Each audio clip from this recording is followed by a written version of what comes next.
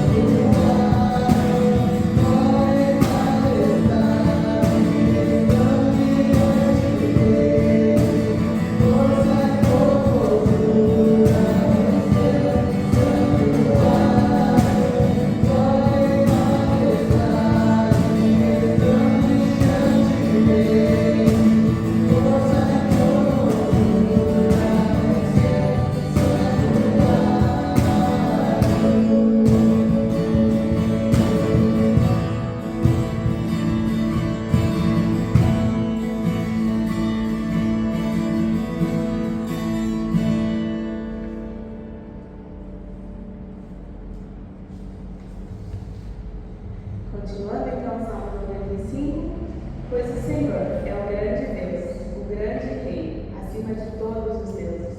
Nas suas mãos estão as profundezas da terra, os cumes dos montes lhe pertencem. Dele também é o mar, pois ele o fez. As suas mãos formaram a terra seca. E para a próxima música, eu queria chamar as crianças aqui na frente e a pré-adolescente também. Porque a gente vai cantar essa música, Deus Grandão. E não é uma música para as crianças, é uma música que as crianças vão ensinar toda a comunidade. Tá bom? Então eu queria pedir para vocês ficarem de pé. E elas vão ensinar um gestinho.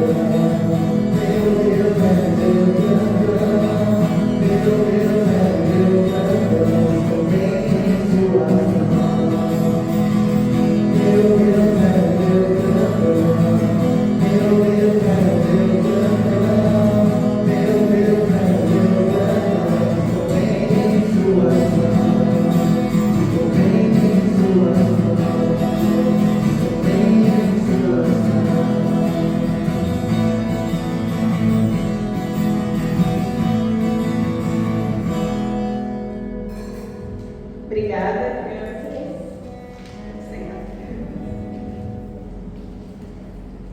Venham, adoremos prostrados e ajoelhemos diante do Senhor, o nosso Criador, pois Ele é o nosso Deus e nós somos o povo do seu pastoreio, o rebanho que Ele conduz.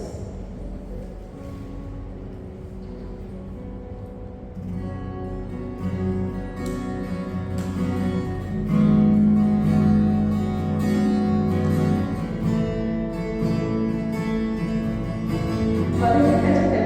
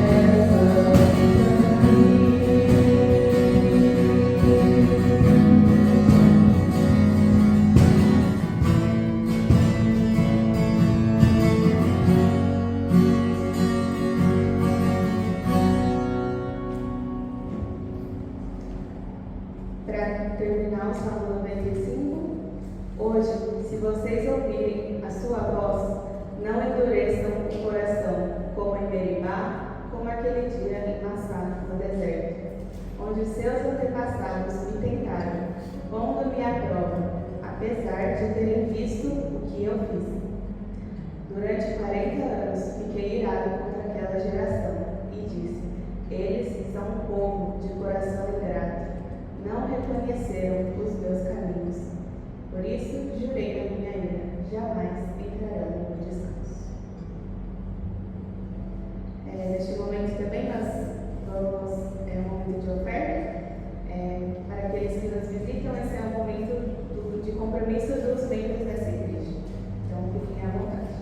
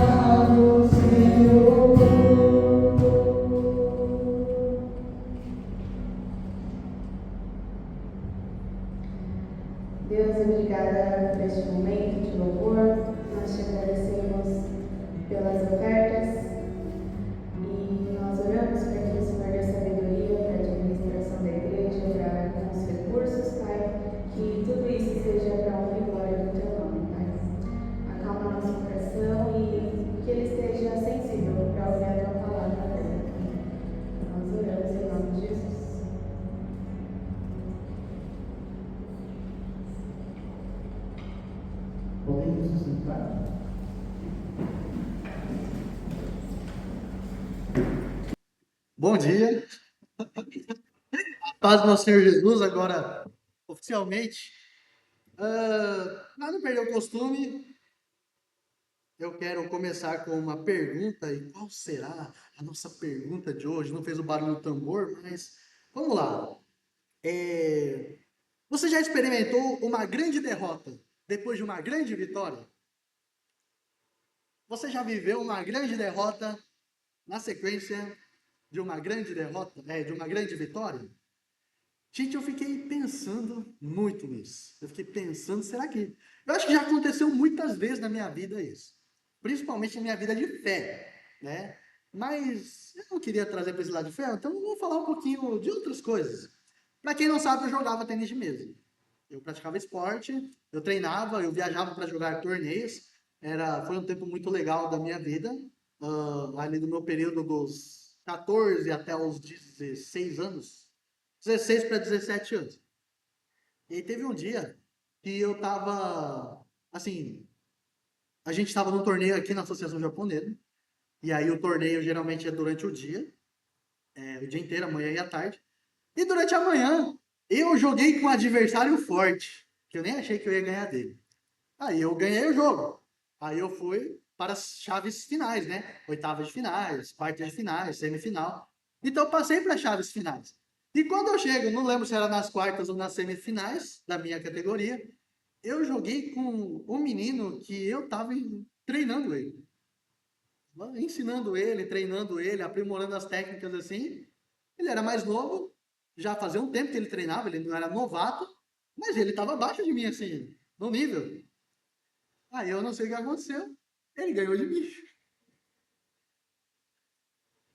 Aí eu fiquei tipo, o que que aconteceu? Eu ensinei você, você tá ganhando de mim, como assim, né? Aí eu fiquei muito chateado, fiquei muito triste. Eu fui embora do torneio e vim pro culto aqui à noite.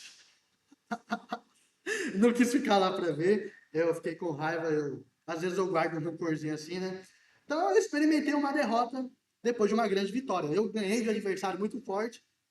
Aí eu fui jogar contra um aprendiz, vamos dizer assim, e eu perdi pra ele. Aconteceu. Acontece. A nossa vida é assim, né? Fazer o quê? Faz parte. E pensando nisso, a gente está falando sobre. A gente está falando sobre recomeços. Recomeços. Não sei se vocês lembram, mas quando eu comecei esta série de mensagens, eu trouxe o desenho do Metal Slug. Para quem não conhece, esse aqui é o Metal Slug. Um jogo de videogame que eu joguei muito na minha infância. É um jogo, gente, excepcional, é maravilhoso, porque primeiro é um jogo de tiro. Você pode atirar nas pessoas, você pode matar as pessoas, sem você se tornar um assassino em série. Joguei muito na minha vida, gente, é maravilhoso. Então, por que que eu gosto do Metal Slug? Por que que ele é muito intuitivo e por que que faz sentido pensar em recomeço? Porque até escrito aqui, ó, Restart. Não é da banda Restart, né? Que vocês nem conhecem de certo, mas enfim. Mas o Metal Slug, você morre muitas vezes. Você leva um tiro do seu adversário, e você já morre. Toda hora você morre. Mas toda hora você pode restartar. Aí aparece lá, continue. Aí conta 10, 9. Você tem que apertar o botão para você voltar de onde você parou. Você recomeça, você reinicia. E você pode zerar o jogo muito rápido. Porque você não morre, você não perde as coisas. E isso é fantástico, isso faz muito sentido para a nossa vida. Não o jogo de tiro, mas o recomeço. A vida da nossa igreja, a nossa vida em comunidade, a nossa vida no trabalho, na família, enfim, recomeços. Ciclos se encerram, ciclos se iniciam, né? Pessoas vêm, pessoas vão. E é difícil se acostumar com isso. A gente muda de casa e é difícil se acostumar com isso. Você troca de carro, é difícil se acostumar com isso. Uma pessoa que você ama, ela morre e é difícil se acostumar com isso. Por isso, recomeços. A vida ela é feita de recomeços e a palavra de Deus, ela é maravilhosa porque ela é feita de recomeços. Deus é um Deus de recomeços e ele tem muito a nos ensinar com a sua palavra. E hoje eu quero falar um pouco sobre recomeço é decisão baseado em Josué, capítulo 7. Nós vamos ver a história de Josué e de Acã. Josué e Acã. no capítulo 7 do livro de Josué.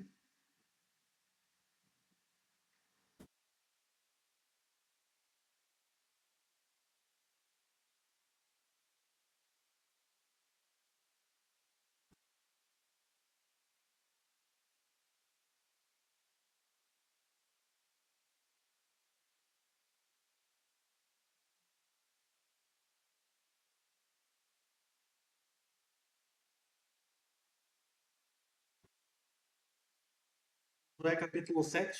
Para quem não sabe, Josué é o sexto livro da Bíblia. Nós vamos ler. Gente, eu não vou ler o texto todo, que é muito comprido. Eu vou ler o começo só para a gente poder se situar um pouquinho. E eu vou resumir a história para a gente poder entender. Mas vamos lá. Versículo 1 fala assim, ó. Mas, antes, vamos ler o último versículo, capítulo 6, no versículo anterior, fala assim, ó. Assim, o Senhor esteve com Josué, cuja fama espalhou-se por toda a região. Mas os israelitas foram infiéis com relação às coisas consagradas. Acã, filho de Carmi, filho de Zinri, filho de Zerá, da tribo de Judá, apossou-se de algumas delas. E a ira do Senhor acendeu-se contra Israel. Sucedeu que Josué enviou homens de Jericó a Ai, que fica perto de Bet-Aven, a leste de Betel, e ordenou-lhes: subam e espionem a região. Os homens subiram e espionaram Ai. Quando voltaram a Josué, disseram: não é preciso que todos avancem contra Ai. Envie uns 2 ou 3 mil homens para atacá-lo. Não canse todo o exército, pois eles são poucos. Por isso, cerca de 3 mil homens atacaram a cidade. Mas os homens de Ai os puseram em fuga, chegando a matar 36 deles. Eles perseguiram os israelitas desde a porta da cidade até Sebarim e os feriram na descida. Diante disso, o povo desanimou-se completamente. Desanimou-se completamente. Bom, quero que vocês entendam o que está acontecendo aqui, o nosso cenário, o nosso pano de fundo. E para explicar rapidamente, eu quero que vocês entendam duas coisas importantes sobre Josué. Primeira coisa, o nome de Josué não é uma obra do acaso. Josué no hebraico é Yehoshua. E se você resumir o nome dele, se você abreviar o seu nome, fica como Yeshua em hebraico. E Yeshua significa o Senhor que salva. E é interessante pensar nisso porque Josué conduziu o povo, atravessou o Jordão, eles entraram em Jericó e ele deu, ou seja, ele conquistou a terra que Deus deu por herança. Trouxe uma salvação para o povo que estava no deserto ali durante 40 anos. Inclusive, como nós lemos no Salmo, né? Deus falando: não permitirei que vocês entrem na terra do descanso. Então, Josué, Deus que salva, e é o mesmo nome de Jesus. No grego, Jesus é Yesu, e é um negócio assim, parecido com Jesus, né? Mas se a gente pegar no hebraico, é Yeshua, tem o mesmo nome de Jesus. E tem um ponto muito importante da história de Josué, que todo mundo conhece Josué como aquela música que a gente cantou semana passada, vem com Josué lutar em Jericó, Jericó. E a gente imagina Josué como um general, como um exército, uma bravura militar, vamos conquistar e matar todo mundo, e a gente só vê o que está ali, assim, muito cru no texto, né? Não, guerra, matar gente, Deus é horrível, e não sei o quê, e os inocentes, e a gente fica preso somente às coisas que a gente quer ficar questionando. Mas a gente não tenta extrair do texto que ele quer falar para a gente, inclusive no capítulo 1 de Josué, muito conhecido, seja forte e corajoso. Não fui eu que lhe ordenei, eu estarei contigo, Josué. Seja forte, apenas seja forte e muito corajoso. Aí o jargão evangélico pega o texto e fala: não, você não pode ter medo, você não pode ser amedrontado, quem tem medo do escuro tem demônio, e você não pode temer, porque Deus está contigo. E não é isso que o texto está dizendo. Se você lê o texto lá em Josué 1, quando Deus fala seja forte e corajoso, Deus fala: seja zeloso em guardar as minhas palavras, em guardar a minha aliança, meditar nelas dia e noite, não se desviar nem para a direita e nem para a esquerda. Então, quando Deus fala para ser corajoso, é sobre você obedecer a palavra de Deus, é sobre você ser inclinado à sua aliança. Josué, tenha coragem, confie na minha palavra que eu dei para Moisés no deserto. Você participou disso? Não tenha medo. Seja corajoso. Eu estarei com você. Isso muda toda a mensagem que nós lemos no texto de Josué. E não fica aquela coisa de autoconfiança, não. Eu preciso ser corajoso, eu preciso vencer meus gigantes, eu preciso, né, vencer os inimigos, e não é isso. Não é isso. Ok? Ser corajoso é sobre obediência, é sobre zelar pela aliança de Deus. Então, dito isso, para a gente desconstruir o nosso conceito popular, eu gostaria de finalmente entrar para a nossa história. Então, Josué lidera. Vou até ler aqui para vocês, para facilitar rapidamente, não tomar muito tempo. Josué lidera a conquista da terra de Canaã, né? Ele é o líder ali do povo. Ele manda dois espias foi lá para Raab. Aqui ele manda espias para a terra de Ai, né? Não, perdão, é Raabe mesmo. Então ele manda dois espias para sondar a terra. Eles ficam na casa de Raabe. Foi a mensagem de semana passada, falando sobre a transformação na vida de Raabe. Eles ganham essa confiança para batalhar. Porque Raabe fala: nós conhecemos o seu Deus e sabemos o que ele tem feito. E toda Jericó está desanimada por causa disso. E aí isso fortalece ali a coragem dos israelitas para entrar nessa batalha. E aí Israel atravessa o Rio Jordão em lugares secos. Da mesma forma que Deus abriu o mar para Moisés passar do Egito para o deserto, aqui Deus também separa as águas para que Josué passe no Rio Jordão a seco, entrando em Jericó. E após as instruções do Senhor, eles marcharam ao redor da cidade. Marcharam lá, tal. Aí a Arca da Aliança entra na frente. Quando deram as 7 voltas, ele tocou a trombeta, eles deram o grito, e aí as muralhas, pum, caíram. E Deus entregou a cidade de Jericó nas mãos dos israelitas. Eles vencem a batalha. Depois disso, eles vão espionar a terra de Ai, que é o texto que nós estamos lendo hoje, Josué capítulo 7. Aí Josué manda os espias, eles vão lá sondar.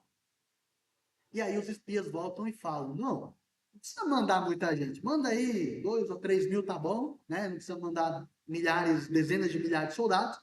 A galera lá é de boinha, porque em contraste com Jericó, eles, nossa, a galera é gigante, os caras são muito fortes, grandão, né? E eles ficaram com medo. Agora em Ai, falam: não, a galera é tudo pequenininho, né? Tudo uns tampinhos assim, de boa, não vamos cansar a gente. E aí, acontece que dentro desse acampamento de Israel, tinha um homem chamado Acã. Nós lemos, e esse homem estava em pecado. Esse homem, ele havia pegado, ele roubou do despojo da primeira guerra em Jericó, escondeu na sua tenda e fingiu que estava tudo certo. Isso acendeu a ira de Deus contra o povo de Israel, e aí Israel entra para conquistar a terra de Ai, e eles perdem a batalha. Perderam a batalha. Esse é o cenário do nosso texto de hoje. E o primeiro ponto que eu quero destacar hoje é sobre uma decisão de fidelidade. O tema da nossa mensagem é recomeço é decisão. Decisão do quê? Decisão de fidelidade, primeiramente. Decisão de fidelidade. Então, Josué enviou homens a Jericó, homens de Jericó a Ai. Eles tinham acabado de conquistar a terra de Jericó, e aí eles tinham que conquistar a próxima cidade. Aí os espias espionaram, sondaram, beleza, tá fácil, vamos lá. Aí eles foram lá e perderam a guerra, perderam a batalha. O que isso tem a ver comigo? Então vamos lá. Josué começou bem na sua jornada. Josué estava liderando fortemente a conquista da terra prometida, o Senhor dando vitórias aos israelitas sobre Jericó. E isso o texto diz que Josué estava com uma boa aparência, um líder forte, corajoso, bravo, vencendo as batalhas. E aí, ele perde a batalha seguinte. Lembra da pergunta do começo? Você já experimentou uma derrota depois de uma vitória? Isso acontece com nós Por quê? Muito comum acontecer na nossa vida, porque nós fazemos as coisas confiando em nós mesmos. Ah, eu vou para aquele trabalho lá. Não, tá fácil, tá de boa. Ah, eu vou fazer aquela prova lá. Eu não preciso estudar. Ah, eu vou prestar Esses dias o César apresentou a monografia lá, né, César? A tese dele lá da faculdade. Inclusive agora ele é engenheiro, César. Parabéns, César, publicamente aí, né? O César, ele sabe falar. Ele chega aqui, ele fica tremendo, como vocês viram, né? E eu confio no César para passar o recado assim. E ele tem esse receio de falar em público, né? Acho que todo mundo tem no começo. E aí o César falou, posso praticar na sua frente? Eu falei, pode. Aí ele parou ali, onde está o café, gente. Ele parou e ele começou a falar. Falar. Você nem lembra disso, né, César? Ele começou a falar para mim. Não entendi nada da tese dele. Mas ele expôs para mim a ideia. Eu falei, César, é isso, você está pronto. Mas ele não confiou nele. Ele confiou em Deus, ele pediu orações. Falou, ora por mim, porque lá vai ser e tal, vai ter diretor, vai ter não sei o quê, professor, vai ter gente importante lá, e o projeto, e não sei o quê. E muitas vezes a gente vai, não, eu sou bom, né, Deus me manda eu ser forte, corajoso, essa autoconfiança, e a gente cai, a gente quebra a cara, a gente perde a batalha. Josué, como todo líder militar, ele tinha um plano. Ele tinha um modus operandi. Se você perceber lá, antes de entrar em Jericó, ele manda os espias.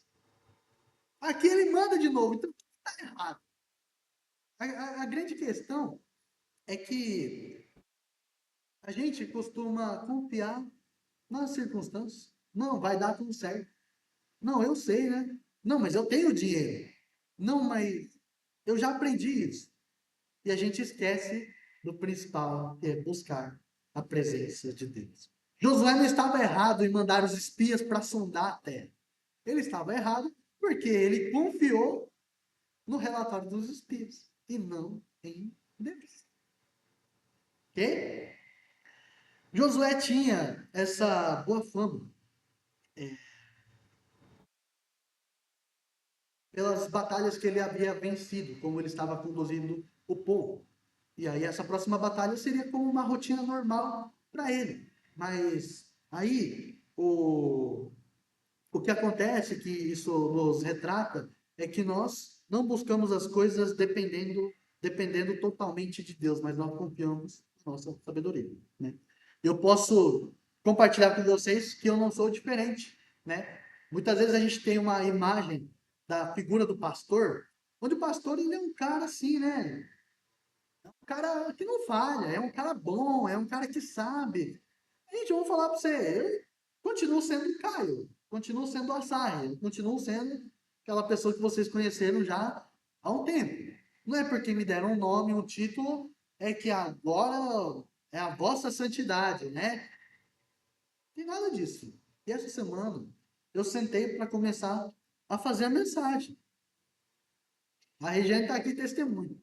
Eu fiquei uma tarde inteira, gente, estudando, sentado na frente do computador para começar a escrever e não saiu nada. Não saiu nada. Por quê? Isso aqui está falando comigo. Porque o Caio, quando foi preparar a mensagem, o Caio foi lá, ele leu o texto, ele sabe o contexto, ele já leu os comentários bíblicos, ele já pregou uma mensagem em cima de Josué, ele sabe da história, ele sabe dos ensinos, ele sabe da teologia do livro de Josué. Ele é bom. Mas na hora de ficar de frente a frente com o Espírito Santo ali para escrever, não saiu nada. Eu fiquei em desespero. E aí eu lendo o texto, eu falei, Deus, olha eu aqui, ó. Não estou sendo fiel. O Senhor me chama para fidelidade. Eu estou confiando em mim mesmo. Eu estou sendo fiel a mim, a minha sabedoria, o meu conhecimento, a minha capacidade, e não estou sendo fiel ao Senhor. O que aconteceu? Eu fui orar, pedir perdão para Deus, agora sim, né? A tua vontade seja feita, não seja o que eu quero, seja o que a tua igreja precisa, o que o Senhor quer falar com o teu povo. E aí fluiu. E aí aconteceu. E aí eu não fui derrotado pelo exército inimigo. E glória a Deus por isso. E nós precisamos aprender a depender de Deus em tudo. Está com alguém, ora antes. Eu vou demitir funcionário, ora antes. Eu vou contratar funcionário, ora antes. Eu vou pedir as contas de serviço, vou levar currículo em outro lugar, ora antes. Vai fazer uma prova, ora antes. Ora muito. Para tirar 10 na prova. Precisamos aprender a depender de Deus. Precisamos aprender a ser fiéis a Deus. Senão, seremos como este exército frustrado, desanimado, derrotado. E é interessante pensar na vida de Josué, porque todo mundo vê Josué como um cara bom, como um líder bravo e não sei o quê, mas aqui vemos uma falha. Como todos os personagens bíblicos têm uma falha, à exceção de Jesus, exceto Jesus. Precisamos aprender com aquilo que Deus fala através da sua palavra. E, quem sabe, né? Se Josué consultasse a Deus antes, Deus já sabia que Acã estava em pecado. Se Josué tivesse consultado ao Senhor antes de ir para a batalha, quem sabe? Deus não tivesse revelado que havia pecado no acampamento de Israel. Tudo poderia ser diferente. Mas, graças a Deus que Deus é um Deus de recomeços, graças a Deus que Deus nos dá uma oportunidade de fazer diferente. Josué teve a sua oportunidade de recomeçar, você também tem. Assim como eu tive essa semana. Você tem todos os dias da sua vida. Lamentações, capítulo 3, se não me engano. Não vou lembrar agora a passagem, mas Lamentações fala que é graças às misericórdias do Senhor que nós não somos consumidos, porque elas se renovam a cada manhã. Cada vez que você acorda, gente, quantas pessoas não acordam, não amanhecem mortas? Quantas pessoas não podem ter um AVC assim do nada? Quantas pessoas não podem ter sei lá, um troço assim? Quantas pessoas não se acidentam e morrem? Sai de casa, te amo, te vejo no jantar. Ele sai e não volta mais. Quantas coisas ruins não acontecem?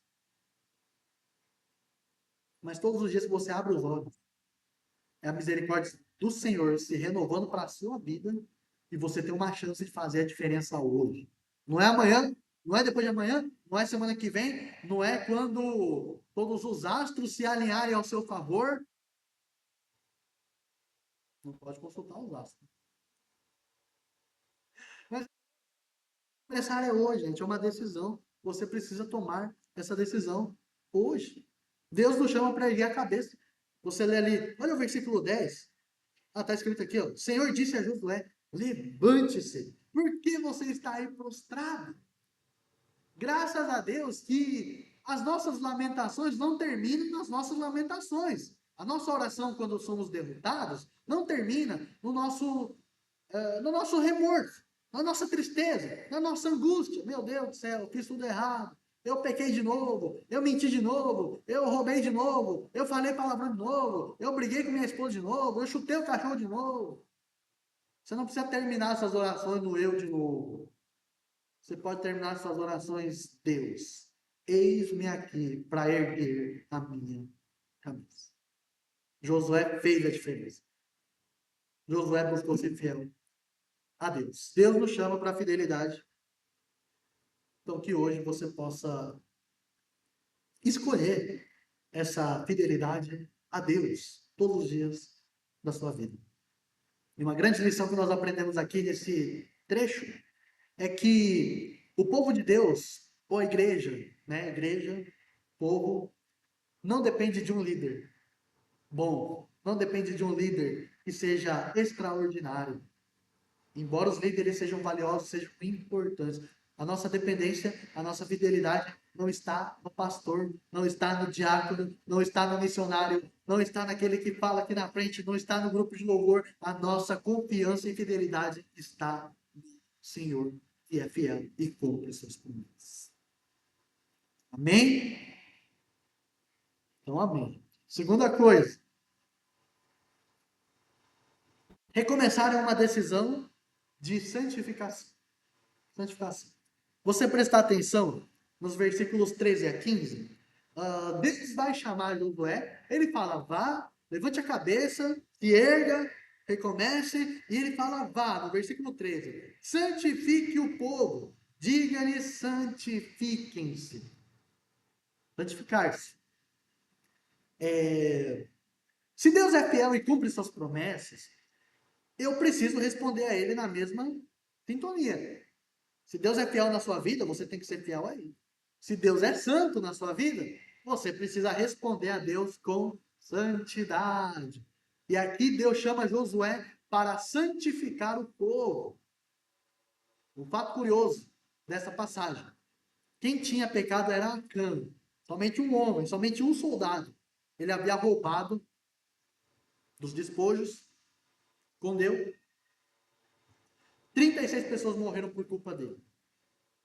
Um exército inteiro perdeu a batalha por culpa dele. Traduzindo para a nossa igreja, o seu pecado não é uma falha moral individual. O seu pecado é algo que interfere na vida da igreja.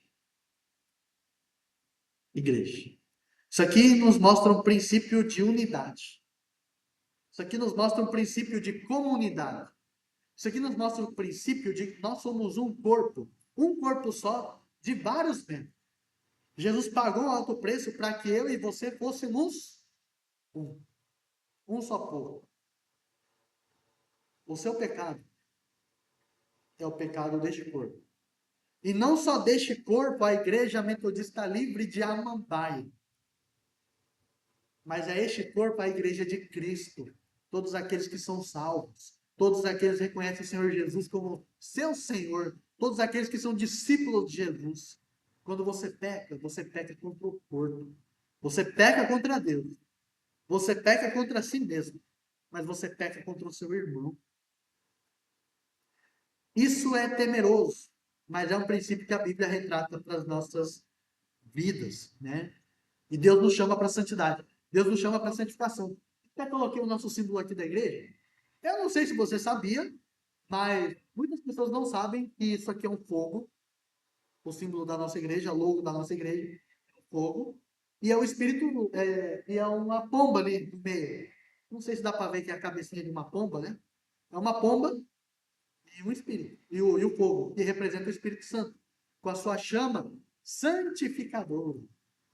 Porque nós pregamos salvação e vida de santidade. Nós somos chamados para uma vida santa. E aí, a nossa logo, ela remete a essa mensagem. O pombo representa o Espírito Santo e o seu fogo é o fogo de juízo, mas é o fogo de purificação, de santificação. E até coloquei aqui um coraçãozinho, não sei se dá para ver aí, tá da luz solar, um coraçãozinho pegando fogo, que Deus nos chama para sermos santos. Então, Acã não buscou uma vida santa. Ele fez totalmente o oposto daquilo que Deus havia ordenado. Versículos 18 e 19 do texto está dizendo assim, ó, fiquem longe, perdão, gente, é capítulo 6, não é o 7. Se você olhar no capítulo 6, versículos 18 e 19, ele está dizendo assim, mas fiquem longe das coisas consagradas, não se apossem de nenhuma delas, para que não sejam destruídos. Do contrário, trarão destruição e desgraça ao acampamento de Israel. Toda a prata, todo o ouro, todos os utensílios de bronze e de ferro são sagrados e pertencem ao Senhor e não deverão ser levados para o seu tesouro. Acã, ele rouba o que é considerado sagrado, que é considerado o tesouro do Senhor. Foi um despojo que Deus havia proibido. E aqui é muito interessante pensar que foi a primeira batalha do exército, em Jericó. E Deus ordenou que não pegassem nada dessa primeira batalha. Isso é um princípio das primícias. Isso é um princípio onde Deus, no Antigo Testamento, ele ordenava que o povo separasse a primeira parte para consagrar a Deus. Então, toda a riqueza que eles conquistassem em Jericó era tesouro do Senhor e não era para uso próprio, não era para o benefício deles, mas era para o Senhor. Era sagrado, era separado, era santo. Aí o cara foi lá e roubou. Né? Isso é um princípio para a nossa vida também, pensando nas primícias, pensando, né, no dízimo, nas ofertas, como nós praticamos aqui, temos esse ato de consagrar, não só a nossa vida, a nossa presença, mas também os nossos recursos. Deus não quer o seu dinheiro, ok? Deus não quer os seus bens. Deus, ele quer o seu coração. Só que o coração não é você arrancar o seu coração e entregar para Deus, porque senão você vai morrer. Você precisa dele para bombear o sangue. Seu coração é a sua moral, é o íntimo do seu ser, é o além dos seus pensamentos. É tudo. E quando fala coração, envolve o seu bolso também. Mas Deus não quer o seu dinheiro por si só. Ele quer o seu coração no lugar certo, para as coisas certas. E aí, dentro disso, tem um detalhe também, que se vocês forem depois, quando, no capítulo 8, quando Deus limpa, purifica o seu povo, ele permite que peguem de todos os despojos. Era só o primeiro que não podia pegar. Aí o cara vai lá, afobado, pega, pá, e esconde. Deus tem muito mais para dar para a gente. A gente já é abençoado e a gente não quer abençoar os outros, a gente não quer abençoar a comunidade, porque acha que vai faltar, porque não está dando. Mas Deus já nos abençoou com toda a sorte de bênçãos. E aí vai de acordo com a possibilidade de cada um. Ah, mas eu preciso dar 10%. Gente, dá o que você pode, dá o que o seu coração manda. Não te forçando a nada. Mas a gente tem que ter uma vida íntegra, certo? Vou parar de falar disso, senão vai achar que estou pedindo dinheiro para a igreja. Enfim, o pior, o ponto que agravou a situação de Acã, não foi somente praticar o pecado em si, mas foi o fato que ele agiu normalmente como se nada tivesse acontecido. O cara fez uma coisa hedionda e aí não falou nada. Os caras morreram por causa dele. O exército perdeu a batalha por causa dele. Ele sabia que Deus havia ordenado. Lá no capítulo 6, Deus falou: não peguem nada, porque senão todo Israel será. Todo Israel. E aí Deus chama, fala, Moisés não, Josué, você vai chamar todos os acampamentos, você vai chamar por tribo que eu mostrar para você, você vai chamar por clã que eu mostrar, por família que eu mostrar para você, e você vai chamar a galera que eu mostrar para você, beleza? Beleza. Josué fala, santifique-se bem para o dia de amanhã. Imagina a clã e sua família de noite dormindo, você acha que ele conseguiu dormir? E ele ficou quieto, ele sabia que era ele. E ele não, vou escolher. E ele foi levando, levando, levando. Até que Deus mostra que era aquela família, que era aquela casa, que era Acã. E só ali ele foi confessar. Só aí ele foi falar que era ele. E mesmo quando falam que era ele fala assim, não, então, eu pequei contra Deus. E foi uma coisa assim de boca para fora, não foi sincero. Então, dele, se você quiser conferir aí, tá no versículo 15, se não me engano. Ali, ó. Versículo 20, na verdade. Olha só, Acã respondeu: é verdade que pequei contra o Senhor, o Deus de Israel.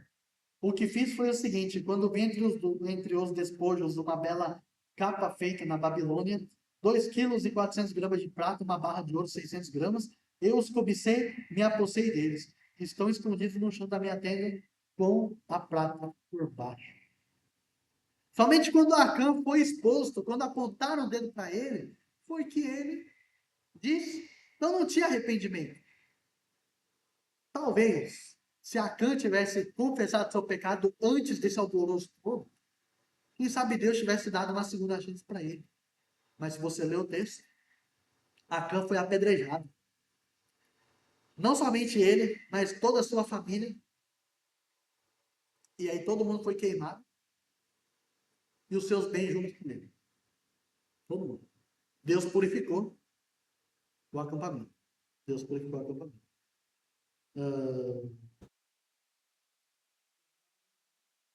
O exército, todo o corpo. E para isso, Acã foi condenado. Infelizmente. Pensando nisso, nós muitas vezes carregamos pecados conosco. A gente esconde, a gente finge para os outros que está tudo bem, a gente finge para os outros que nós somos santos. E tá vendo? Não dá para esconder. Deus é amor, mas Deus é fogo consumidor. Deus é um Deus que nos traz paz, mas Ele é um Deus de juízo. Então a gente não pode brincar de ser crente. A gente não pode brincar de ser cristão. Deus nos chama para uma vida santa. Deus nos chama para a gente se comportar como filhos de Deus. Aquele que é salvo não se comporta como um condenado. O filho de Deus não se porta como filho do diabo.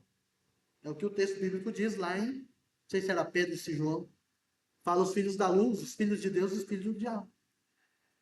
E nós precisamos levar isso a sério, felizmente ou felizmente, porque Deus, ele pode pensar, mas por que Deus matava as pessoas? Será que Deus mata hoje as pessoas? Deus não mata hoje as pessoas. Se bem que em alguns casos, acho que seria melhor que as pessoas morressem, né? Fala, nossa, que cruel. Mas assim, tem situações que é difícil. Eu não desejo a morte de ninguém. Mas o mal que muitas vezes nós causamos. O mal que as pessoas, né, vão trazer aí. E aí existe uma coisa muito difícil no texto. A morte dessas pessoas. Toda a sua família. Será que haviam inocentes? Porque toda a família de Acã muito provavelmente corroborou com o seu crime, com o seu pecado. E Deus precisava limpar aqueles que estavam juntos nessa, né? Não vou dizer que você deva morrer pelos seus pecados. Deus não vai queimar você, Deus não vai apedrejar você, Deus não vai, né?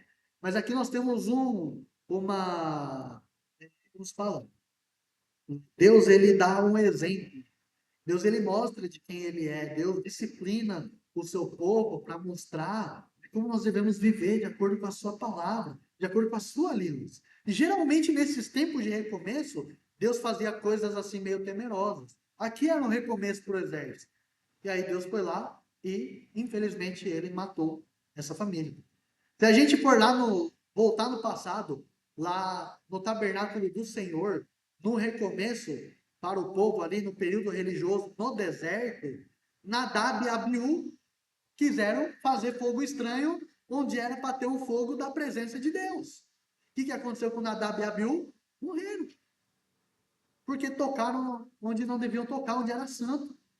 E se a gente chega no começo da igreja, lá em Atos capítulo 4 e 5, nós temos Ananias e Safira, que mentiram ali para o apóstolo, mentiram para o Espírito Santo, que haviam dado o valor lá da venda do seu terreno, que era o valor integral, mas não era, eles enganaram. O que aconteceu com Ananias e Safira?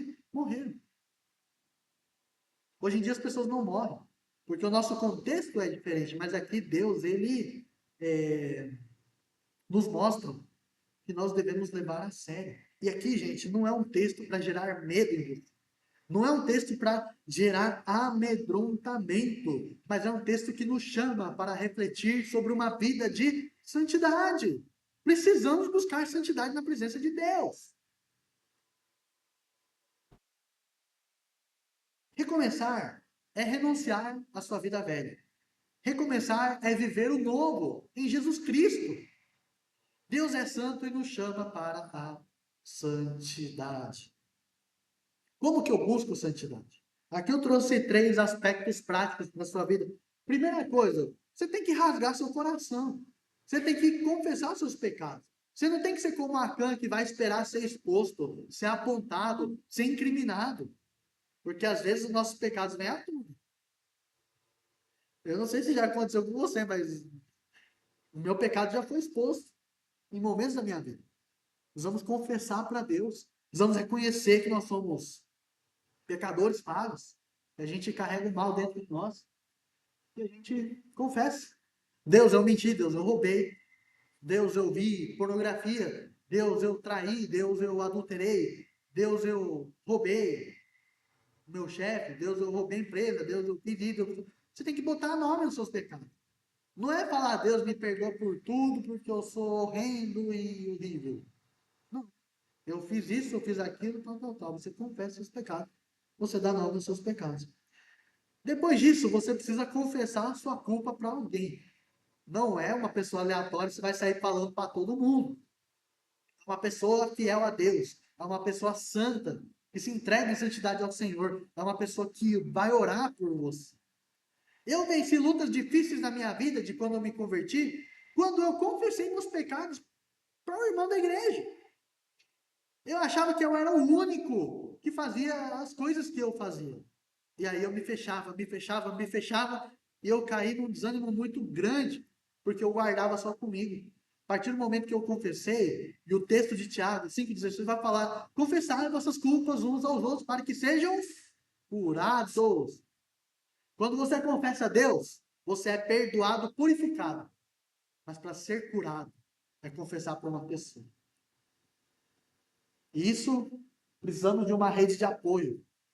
Precisamos de pessoas que caminham a vida de fé junto com a gente, através do discipulado, através de pessoas que exercitam a sua fé, pessoas que oram por nós, pessoas que compartilham das suas lutas com a gente, e existe uma troca, e a gente caminha junto, e a gente cresce junto, e a gente aprende junto, e a gente vence junto. Sem isso, gente, nós não vamos ter uma vida de santidade. É impossível. Não tem. Ninguém é santo sozinho. Ninguém vai pisar no céu sozinho. Ninguém vai fazer as coisas de Deus sozinho. A gente precisa um do outro. Eu preciso de você. Você precisa de mim. Nós precisamos de Cristo até fim. A gente fala que a música é só de criança, né? Mas as músicas de criança têm muito a nos ensinar. Nós precisamos um dos outros. E aí, esse dia é hoje. Esse dia não é amanhã. Esse dia não é semana que vem, mas você precisa. Ah, mas eu não sei fazer discipulado, eu não sei fazer nada. Vem que eu te ensino. Vem que eu te mostro. O discipulado não depende do pastor, gente. O discipulado depende dos crentes. É eu chamar aqui, Regiane, vem cá. Eu tô com uma dificuldade. A gente pode orar aí, sei lá, por uns 2 meses, uma vez por semana? Vamos. Aí ela pergunta: o que você está passando? Ah, então, eu chutei meu gato. E aí o gato briga comigo, e eu brigo com o gato, e eu não consigo me entender, e eu não consigo cantar um louvor porque eu tô mal com o gato. Aí a Regiane vai: não, vamos orar, você para de ser besta e chutar o gato vai parar de ser besta com você, e nós vamos cantar tranquilamente. A gente ora, conversa. Ah, vamos fazer um devocional? Vamos, pega o presente diário. Vamos ler o presente diário junto, lê lá. Dia tal, fala sobre tal coisa. O que você achou? Achei legal, achei bonito. Vamos orar por isso? Vamos. Não dependam do pastor para fazer a sua vida de fé acontecer. Chame seus amigos. Quando foi a última vez que você chamou seu amigo para tomar um café? Para você orar com ele? Para você compartilhar da sua vida com ele? Para você falar: olha, eu aprendi uma coisa hoje, eu queria falar para você. Ou eu não aprendi nada, eu preciso aprender, vamos conversar. Discipulado é isso, gente. Não é um programa que a igreja oferece. Discipulado é vida. Sai para jantar, faz uma oração, conversa, testemunha. Vai tomar um sorvete, vai lá na praça. Geralmente a gente espera tudo acontecer de ruim para procurar o pastor para conversar. Aí o pastor junta os carros, que não dá. Mas se a gente vive assim, ó, nesse processo de transformação contínuo, a gente evita muitas coisas, porque estamos buscando uma vida de santidade. Amém? Terceiro e último ponto que eu quero trazer sobre recomeçar, recomeçar uma decisão, é a decisão de integridade. Integridade porque somos chamados a sermos nós mesmos, por inteiros, para Deus, o tempo todo, em todos os lugares. Você é o você de agora na igreja, tem que ser o mesmo você no seu trabalho, e tem que ser o mesmo você na sua escola, e tem que ser o mesmo você na sua casa, e em todos os lugares. Geralmente o ser humano, ele carrega máscaras, né? Tem gente que gosta de passar muita maquiagem. E maquiagem aqui eu não estou falando de Mary Kay, não. Estou falando de máscaras sociais. A gente finge ser uma pessoa que a gente não é para agradar o outro. Na igreja, eu sou todo santo porque eu estou no meio de um povo santo e eu não sou pecador e tá tudo certo. Aí chega em casa, eu chuto meu gato. Aí chega no trabalho, você xinga o teu colega. Aí você chega em outro lugar, no caixa do supermercado, você despreza a pessoa porque ela está treinando e aprendendo a operar no caixa. Você chutaria o seu irmão aqui na igreja? Sim ou não? Você xingaria o seu irmão aqui na igreja? Por que a gente xinga o outro lá? E, gente, eu tô me colocando junto, porque às vezes eu não tenho paciência. Às vezes eu chego no mercado, eu tô com pressa, eu fico assim, ó. Então, eu tô com pressa, eu fico pensando, não é quem fala, né? Eu tenho muita coisa para fazer, eu tenho que ir lá. Eu tenho que ir lá fazer as coisas de Deus, eu tô sem paciência aqui.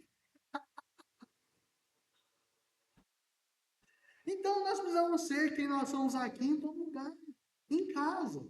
Você fala manso com a sua esposa? Você é homem? Porque o homem tem o costume de ser meio agressivo, falar alto, né? Aí, às vezes, a mulher fala mais alto ali. E tem homem que tem medo da sua esposa. Vocês estão rindo porque é verdade. Aí fica uma competição de quem fala mais alto. E eu tenho um problema, gente, que eu sou surdo. A Regiane, ela sofre comigo. Porque a Regiane, às vezes, eu não escuto o que ela fala. Aí ela tem que repetir. Eu falo, gente, Deus, eu preciso lavar meu ouvido, mas não lavando meu ouvido, o aparelho às vezes não resolve. Aí eu não escutando direito, eu tenho que falar alto. Eu falo gritando porque eu não estou me ouvindo. Aí, não grito. Às vezes eu quero gritar porque eu estou bravo. Ela não tem culpa, eu não estou bravo. Aí fica assim, né? Então, precisamos ser íntegros. Precisamos ser nós mesmos em todos os lugares. O nós mesmos que eu falo não é o nosso eu pecador, tá, gente? É o nosso eu que busca essa santidade. Tenta suprimir aquilo que está lá na sua carne. A gente, infelizmente, carrega o pecado conosco. A gente não pode fazer esse pecado aflorar. A gente tem que segurar ele. Segura ele lá, fala, amarra assim, em nome de Jesus. Bota um cadeado ali para ele não escapar. E nós precisamos buscar essa vida para o Senhor. Que assim Deus vai afastar o fogo da sua ira sobre todos nós. Só depois de limpar, infelizmente foi só depois de limpar o acampamento, foi que Deus pôde afastar o fogo da sua ira sobre Israel. Essa história, gente. Eu achei isso aqui demais, né? Coloquei o xizinho lá e assim. Eu fiquei uns 10 minutos olhando só para ele. Eu tô fazendo piada. Mas enfim, o texto não ensina você a apontar o dedo pro seu irmão. Ah, você é mentiroso. Ah, você engana seu pai. Ah, você engana sua mulher. Você engana seu marido. Ah, porque você falou palavrão. Ah, porque você é aquilo. A gente tem esse costume, né? De apontar o dedo. É. Não é porque o pecado de Acã foi exposto que nos dá a liberdade de querer apontar o dedo para os outros. Precisamos aprender a olhar para a nossa própria vida. Quando nós varremos, quando nós limpamos a nossa vida espiritual, é nesse momento que nós damos liberdade para Deus agir sobre as nossas vidas. Então, o que o texto quer nos ensinar, percebam isso. Vocês lerem os últimos versículos ali, 24 e o 25, 24 e 25, se não me engano, até o 26, enfim, o texto não termina com extermínio. A história bíblica não termina com morte, não termina com desgraça, mas termina com um lugar chamado Acor. O Acor, eu não sei como se pronuncia isso. E Acor significa desgraça, perturbação, coisa ruim, vergonha. Porque ali foi enterrada a vergonha de Israel, foi enterrada a perturbação do acampamento, foi enterrada a desgraça que causou para todo o exército. O corpo. Josué colocou as pedras ali para simbolizar o ato que havia acontecido. Mas a boa notícia, em Isaías 65, versículo 10, Deus fala: apresentarei a cor como um lugar de descanso. E aí, lá em Oséias, capítulo 2, versículo 15, a cor é uma porta de esperança. Deus fala: farei do vale de Acor uma porta de esperança. E por fim, Jesus pode fazer novas todas as coisas. Aquele que está em Cristo, nova criatura é. As coisas antigas já passaram, e eis que tudo se fez novo. 2 Coríntios 5, 17. Graças a Deus que Deus é um Deus de recomeço. Então, lições que nós podemos tirar no livro de Josué, não somente nesse texto, né, para a gente enriquecer a nossa leitura. Detalhe, gente, eu estou pregando a Bíblia aqui na ordem cronológica do texto escrito, eu convido você a ler também. Então a gente começou lá nos primórdios da história, em Gênesis falamos de Noé, Abraão, Jacó, José, aí depois pulamos lá para Raabe, porque foi Dia das Mulheres, né? Para falar Deus, como ele ama as mulheres, como ele transforma a vida das mulheres, e aqui a gente está falando sobre Josué. Então, leia o texto, leia a sua Bíblia. Não precisa ficar pensando muito, só leia, comece, para que você possa aprender e entender as histórias bíblicas. Mas, para enriquecer a sua leitura de Josué, 4 lições interessantes sobre o texto. Primeiro é a soberania de Deus no seu chamado e no seu propósito. Deus nos chama, já falamos, para a salvação, para uma mudança de vida, ele muda a nossa vida e nos chama para a sua obra, nos chama para o seu propósito. E Deus, ele é soberano em tudo isso. Ele que manda, ele é Senhor da história, ele é Senhor das nossas vidas, ele é o Senhor do nosso dia de amanhã e precisamos nos submeter a ele. Não é sobre uma história de poderio militar, de conquistas de terras, mas é sobre este Deus que está escrevendo a sua história na história da humanidade. Segunda lição é a santificação que transforma nossas vidas. Deus quer mudar a nossa vida. Você é o você de hoje, mas você pode ser uma nova versão sua daqui 1 ano, daqui 2 anos, daqui 6 meses. No que você quer ser diferente? Deus pode transformar a sua vida. Terceira coisa, a fidelidade que cumpre promessas. Deus é fiel e ele cumpriu as suas promessas. Isso aqui ele estava prometendo lá para Abraão. E aqui ele está cumprindo sua promessa. E ele cumpre a sua promessa de salvação em Jesus Cristo.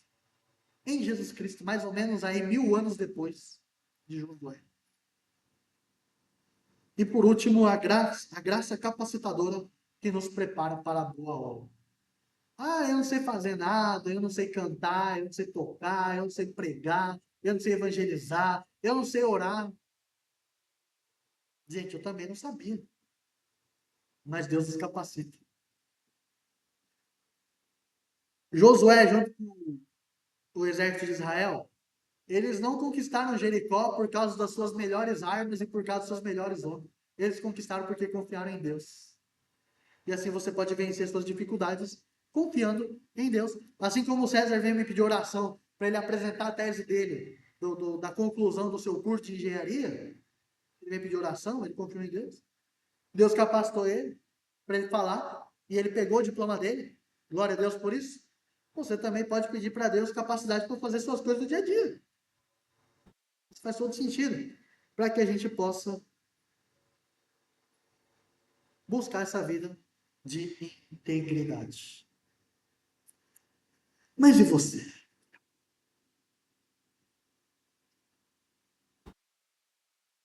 Você vai continuar como você está?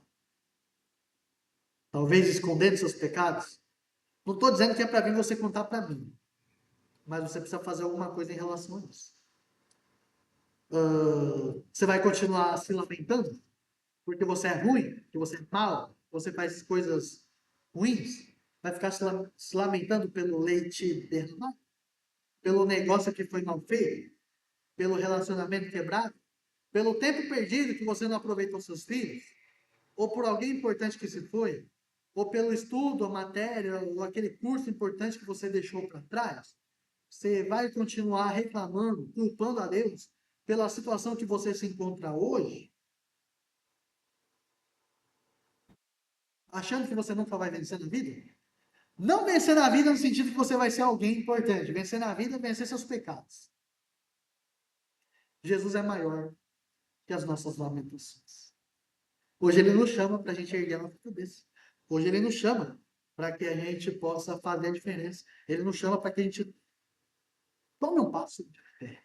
Tome um passo de fé para que a nossa vida seja transformada pelo seu poder e recomece. Hoje é dia de recomeçar e recomeçar é uma decisão.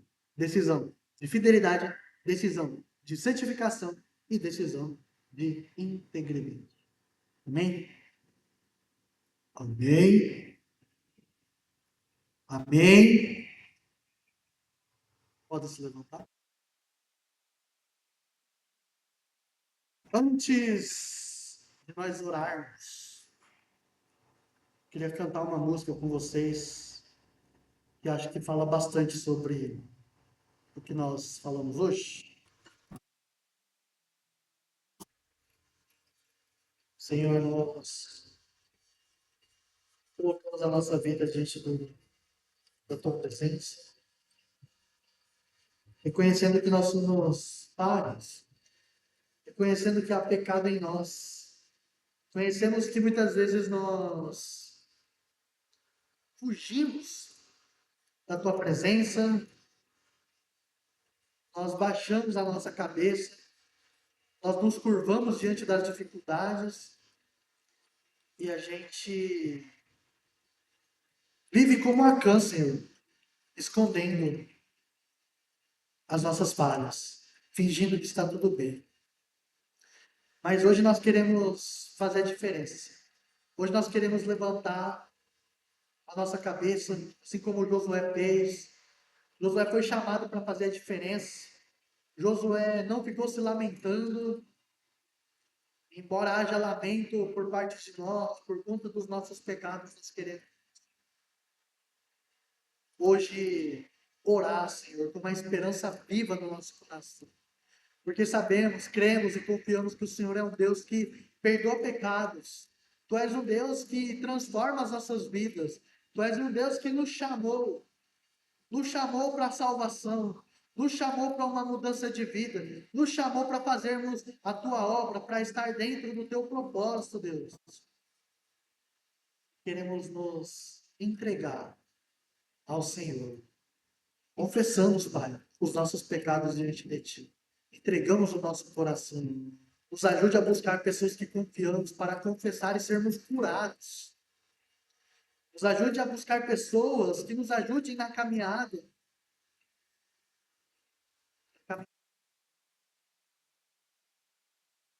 Nos ajude a recomeçar hoje. O nosso coração deseja a Tua presença mais do que qualquer coisa. E eu oro para que os meus irmãos possam experimentar. Mesmo que Josué experimentou, Pai. Experimentou a fidelidade. Experimentou a santificação. E experimentou, Pai, uma vida íntegra. Que assim possamos ser também, para honra e glória do Teu santo nome. Eu oro por uma semana. Eu oro pelos meus irmãos. Eu oro pelas dificuldades deles. Eu oro pelas lutas deles. Oro, Senhor, pelos exércitos que têm cercado a tenda de cada um deles. Que eles possam vencer. Não vencer no grito. Não vencer na força violenta. Não vencer com a sua sabedoria humana. Mas vencer com obediência. Vencer com a tua palavra. Vencer com santidade. E assim o Senhor possa ser glorificado através das nossas vidas. O Senhor seja conosco por mais uma semana. No trabalho, nos estudos, com os amigos, com os familiares e com as pessoas que nos servem. Que a tua presença seja sobre nós. Nós oramos agradecidos em nome de Jesus. Que a graça do nosso Senhor Jesus Cristo, o grande amor do Pai, e a presença gloriosa do Espírito Santo seja com você hoje e para sempre. Amém.